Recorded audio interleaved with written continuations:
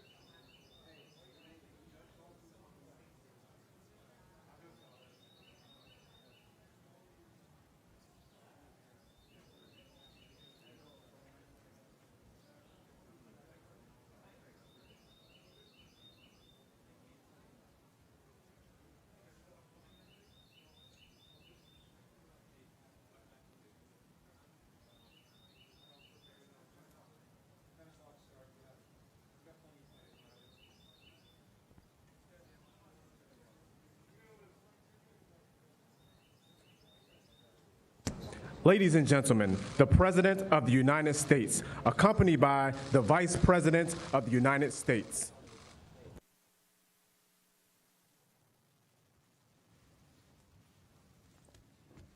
Well, thank you very much. It's a very big day for our country. It's affirmation of all the work we've been doing, really for 3.5 years. This isn't just over the last few months. This is for 3.5 years.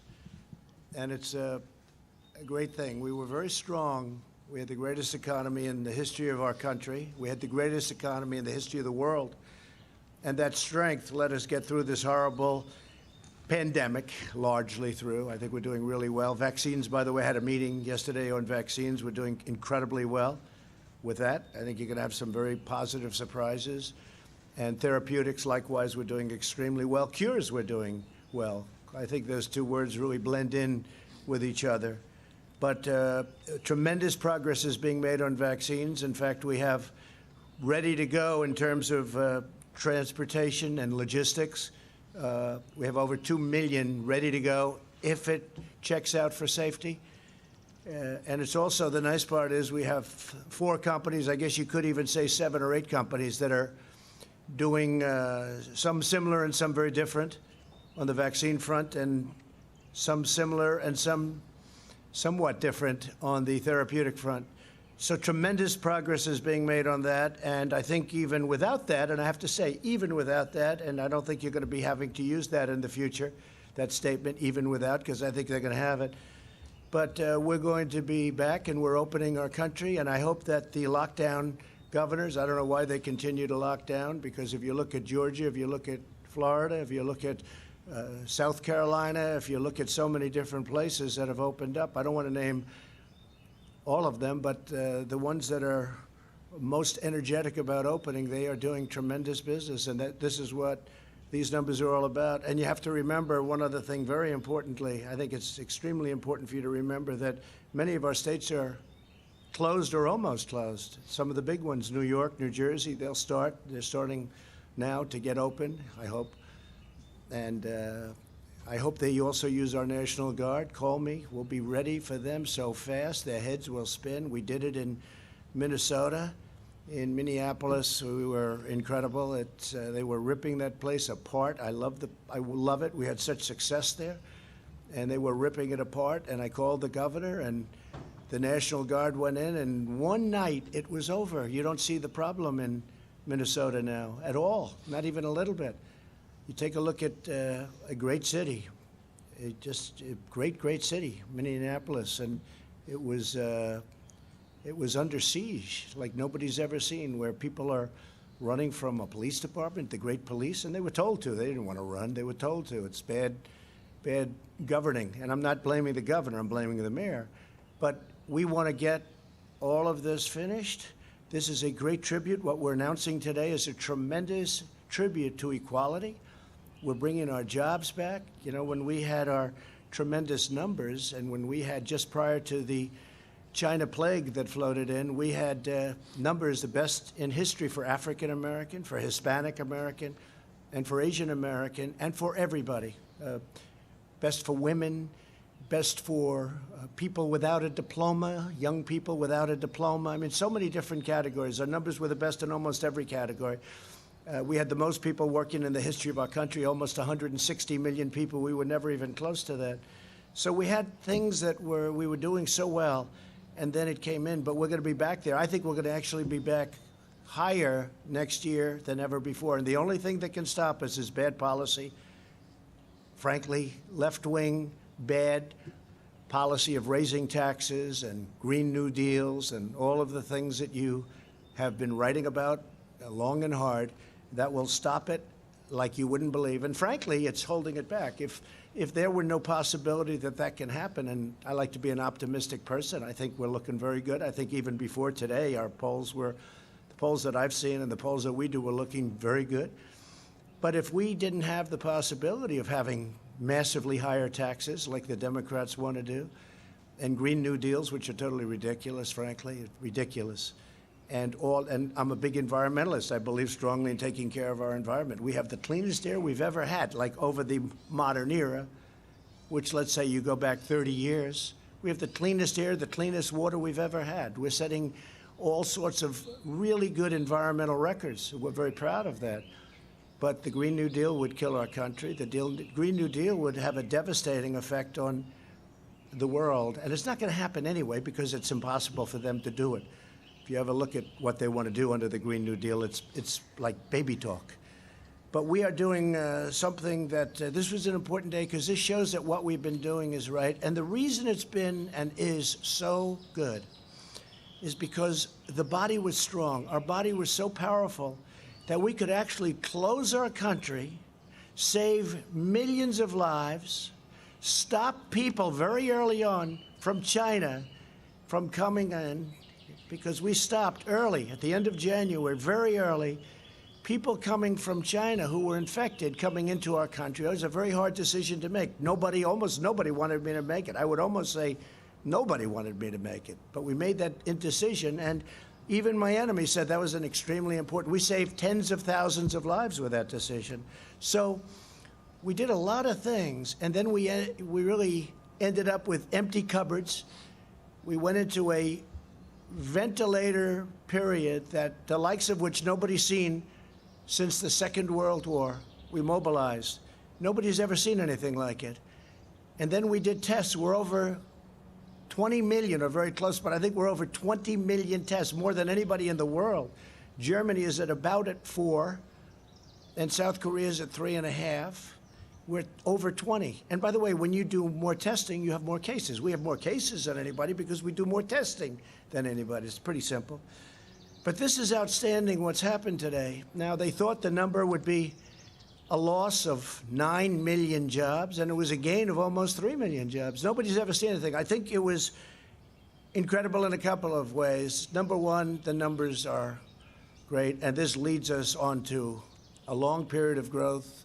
We'll go back to having the greatest economy anywhere in the world, nothing close. And I think we're going to have a very good upcoming few months. I think you're going to have a very good August, very good July, but a spectacular, maybe spectacular September, but a spectacular October, November, December, and next year is going to be one of the best years we've ever had economically. And if you look at the numbers, they bear it out. But we were strong. It's sort of like when you go in for an operation, if a person is healthy, we were healthy. We had the greatest economy in the world. We went in for an operation. We closed our country down. We closed it down. We saved possibly 2 million, 2.5 million lives. Now, it could have been 1 million lives. I don't think anything less than that. But if you think we're at 105 million today, the 105,000 today, that would mean at the lowest number, it would be 10 times that amount. And I think everybody believes the least, if we went herd, as they say. And if you look at Brazil, they're having a very hard time. And by the way, they kept bringing up Sweden. It's come back to haunt Sweden. Sweden's having a terrible time. If we did that, we would have lost 1 million, 1.5 million, maybe even 2.5 million or more lives. So we're at 105,000 lives. Big move closing it up. We also closed it up to Europe. Europe became very infected from China.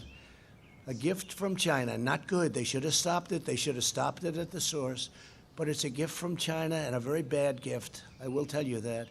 And you do say, how come at Wuhan, where it started, and they were they were in bad trouble, but it didn't go to any other parts. It didn't go to Beijing. It didn't go to other parts of China.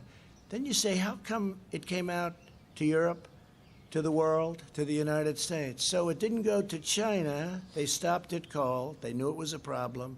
But they didn't stop it cold from coming to the United States, Europe, and the rest of the world. Somebody has to ask these questions, and we'll get down to the answer. You know, we made a great trade deal. Great. They're going to buy $250 billion worth of product. And by the way, they are online. They're doing okay. But the ink wasn't dry on that deal when the plague floated in. What's going on? A plague is floating in from China. What's going on? So the ink wasn't dry. So I guess I view the trade deal a little bit differently than I did 3 months ago. It's a great deal. I will say they are buying a lot from us, and in that way I respect. And getting along with China would be a good thing. I don't know if that's going to happen. I'll let you know. We'll let you know. I think they want to get along very much with us. But We built a tremendous thing, a tremendous power platform. So when it got ill, when we had a problem, we were able to cut it off, stop it, just like this. Stop it. Keep everyone inside, keep them away, keep them together, away, uninfected. And we saved millions of lives. And now we're opening, and we're opening with a bang. And we've been talking about the V. This is better than a V. This is a rocket ship. This is far better than a V. A V is wonderful. A V is this. They were talking about, will it be a V, a U, an L? They had no idea. And I was watching one of the shows, and I have great respect for the people. And they said, will it be 9 million in job losses? Will it be, what will be the number be? Will it be, are they going to report record numbers? Will we break 20%? What will the number be? And, you know, I don't know.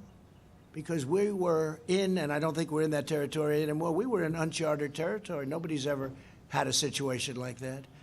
So the number was 9 million, and one of the people was getting, no, I think it's going to be 10 million. That's 10 million negative losses. And then somebody else said, no, we think it's going to be 8.7, 9.2. No, everyone was right around that number. This is great geniuses, and they are. I watch them all the time, and oftentimes they're right. Warren Buffett sold airlines a little while ago. He's been right his whole life, but sometimes even somebody like Warren Buffett, I have a lot of respect for him, they make mistakes. They should have kept the airline stocks, because the airline stocks went through the roof today, and others did too. The whole market went through the roof.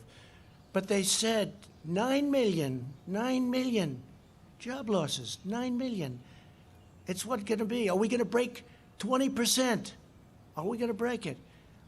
And then the numbers came in, and one of the folks that was reading the numbers said, wow, this is a great number. It's only 3 million job losses.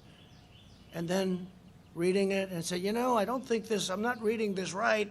Let me look at it again. Oh, wait a minute. This is 3 million gain almost. 3 million jobs gained. And then they shouted out, one of them sort of semi-shouted out, is this a typo? I think it was probably the greatest miscalculation in the history of business shows, talking about Wall Street. And that's okay. But one of the reasons we're in this position is because we had such a strong foundation. So we were able to close our country, save millions of lives, open, and now the trajectory is great. Don't forget, New York is barely included, and that's one of our big ones.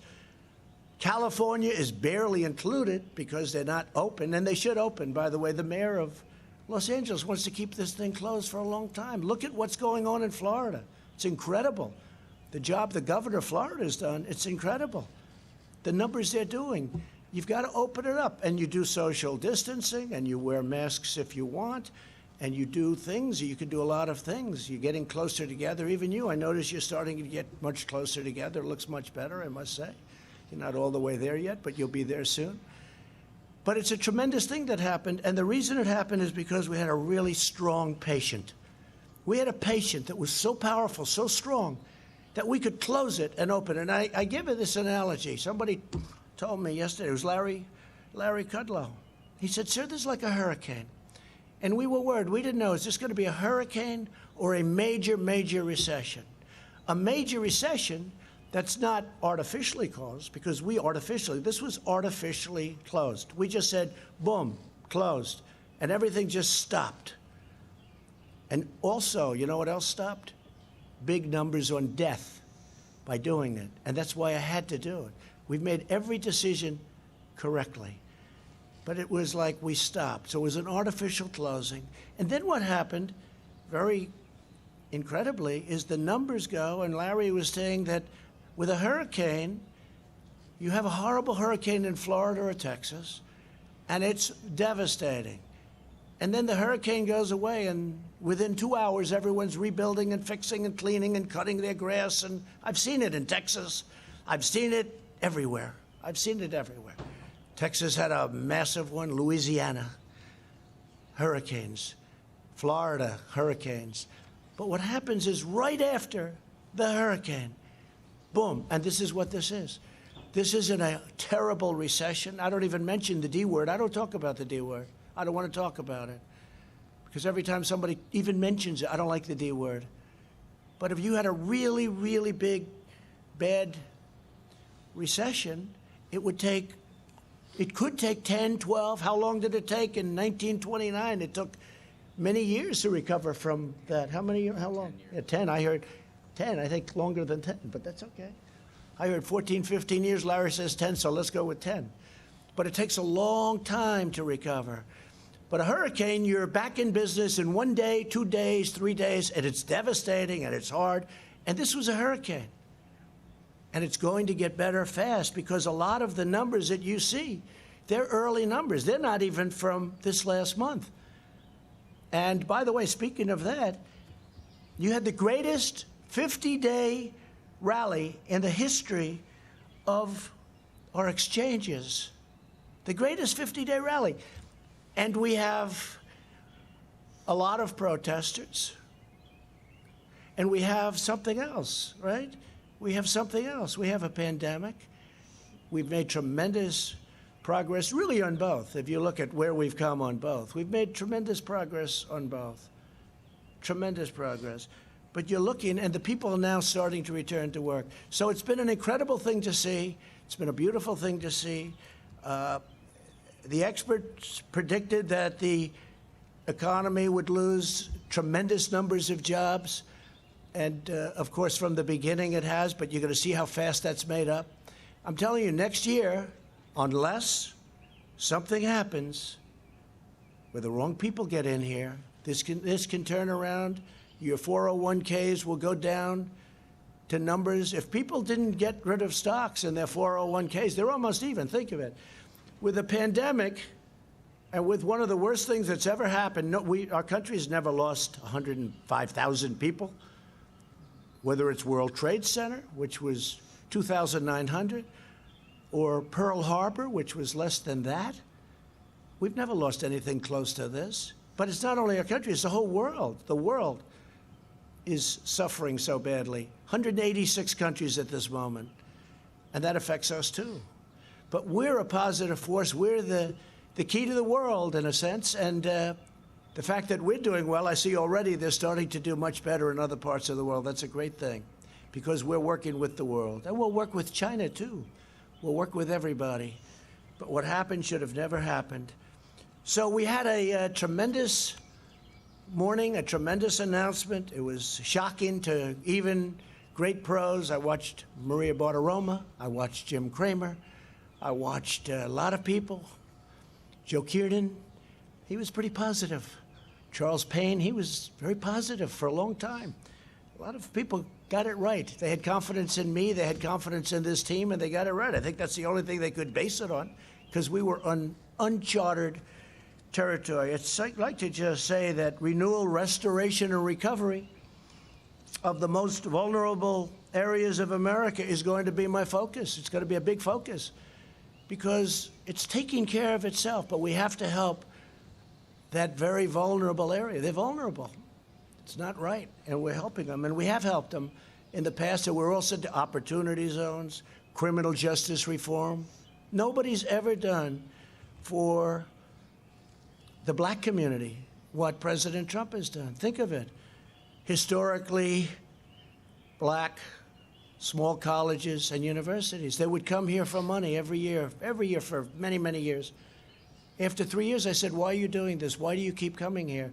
They said, because we come. I said, don't you get a long-term deal so you don't have to come?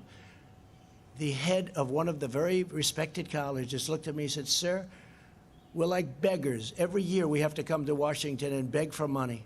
I said, you should have a long-term deal. And we signed a long-term deal so they don't have to come. I'll miss them. I told him, I'll miss them. I got to know them. But the first year, I didn't think anything of it. The second year, I said, that's strange. Why are you here? And then the third year, not so long ago, the same people, the heads of the historically black small colleges and universities, 44 people, maybe a little more than that, a little less than that sometimes. But after 3 years, I said, what are you doing? They said, the past administration did nothing for us. The administration before that did nothing for that. So I'm going to do it. So we did The opportunity zones with Senator Tim Scott has been fantastic. And by the way, it's one of the great unknowns because the opportunity zones, you don't talk about. It's one of the most incredible success stories ever in terms of the inner cities and in terms of black and Hispanic and Asian unemployment. Opportunity zones, you ought to do some stories about opportunity zones. Billions and billions of dollars of private money are being invested in putting people to work and getting money that they've never made before. So it's been really a terrific thing. It's now time for us to work together as we rebuild, renew, and recover the great promise of America. And that's true. We're going to work together. It'll all work out. It'll all work out. Some governors may need a little help yet, but I think for the most part they're in good shape. We have fantastic military. We have fantastic National Guard. National Guard was barely used.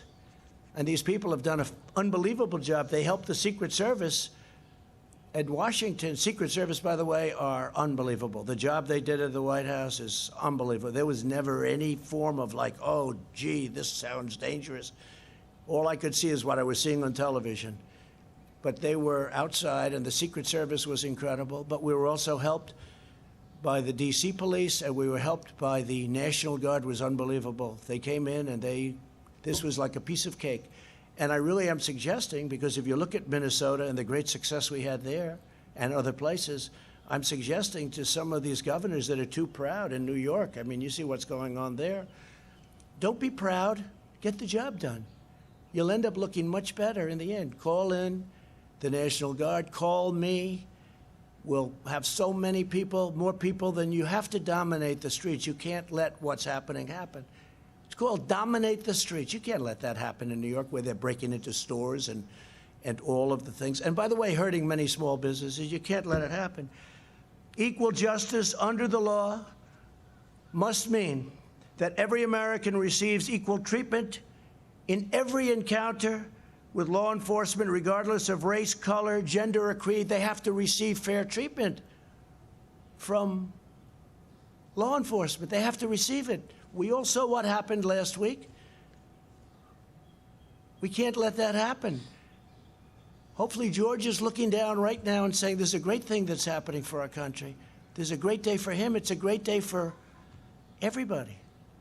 This is a great day for everybody. This is a great, great day in terms of equality. It's really what our Constitution requires, and it's what our country is all about. I just want to finish by saying to save the economy, we passed several pieces of critical legislation totaling many trillions of dollars, meaning 3. We're set up to do more if we want. I think we should because we are dominant. For many years as a bystander, but somebody that loved government, somebody that loved this country, I would watch and study and see and just, when I say study, naturally study by watching. But if you go back, China was going to catch us in 2019. And that was like a given. You go back 5 years, 6 years, 7 years. It was always, yeah, China will catch America, catch the United States, and in 2019, and then it'll become the dominant economy. Never happened.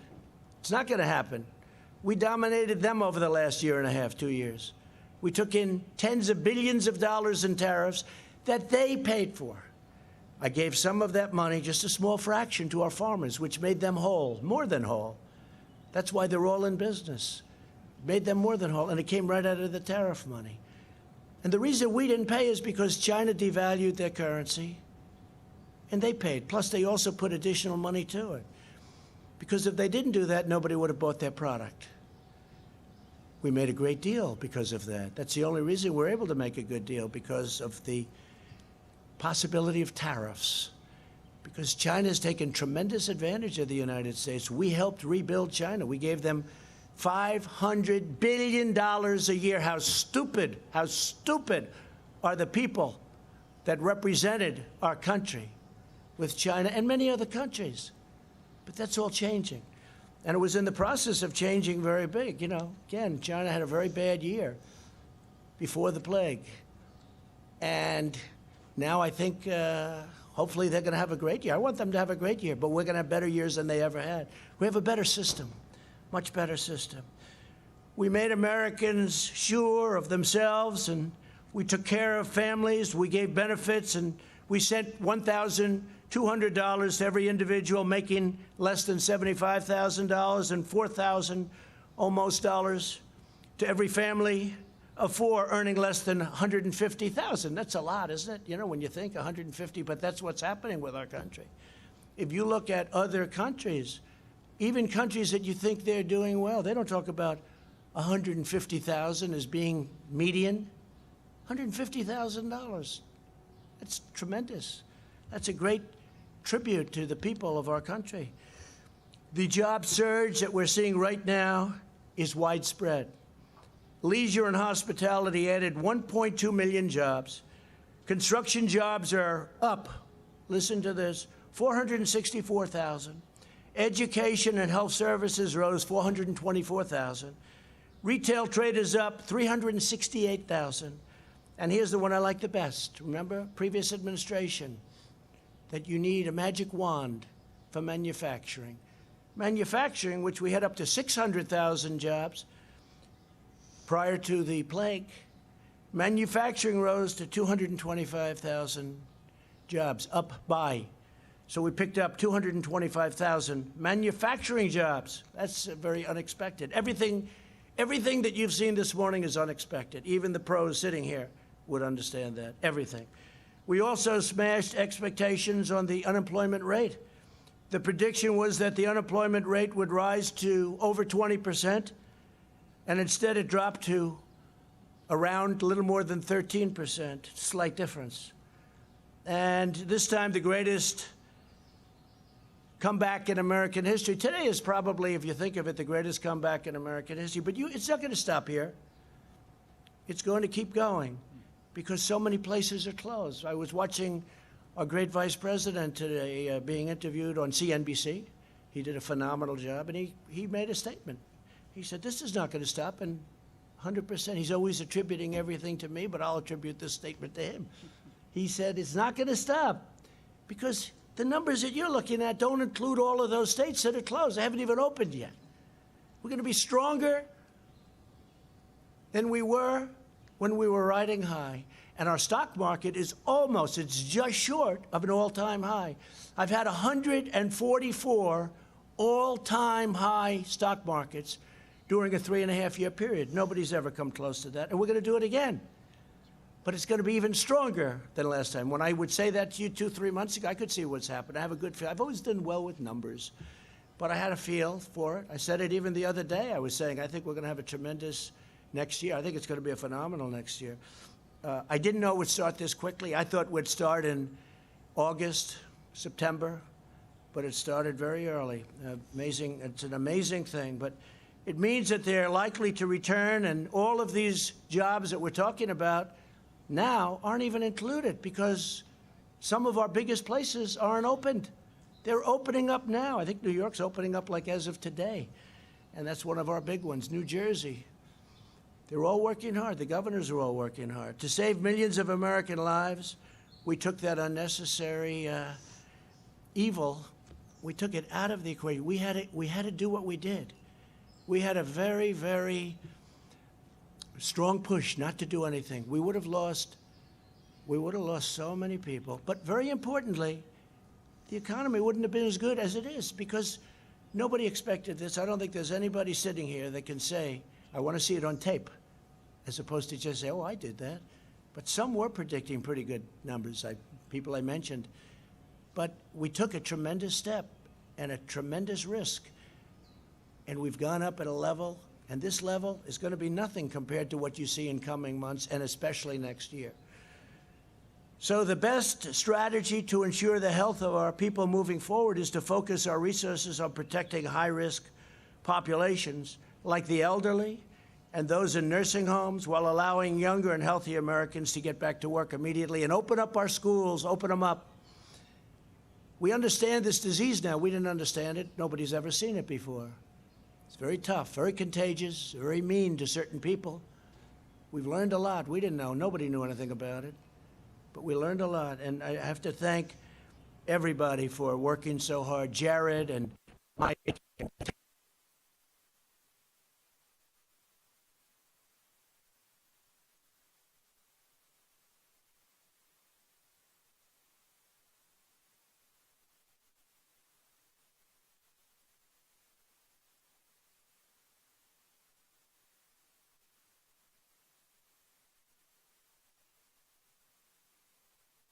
countries. To UK, they're having a hard time. And them ventilators, it's a great thing. I mean, they're very hard to make. They're long-term items. Nobody's ever seen anything like it.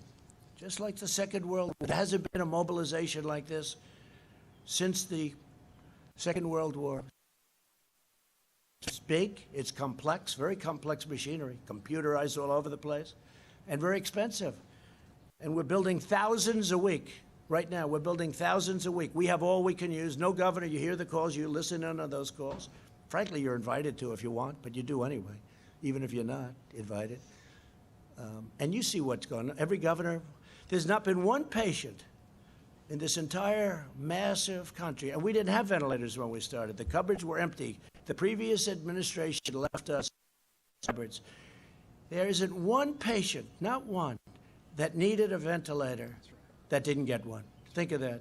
And we're talking about millions of people, big country, millions of people. Not one person needed a ventilator that didn't get it. So we want the continued blanket lockdown to end for these states. We may have some embers or some ashes, or we may have some flames coming, but we'll put them out. We'll stomp them out. We understand this now. We'll stomp them out, and we'll stomp them out very, very powerfully. So we've made a big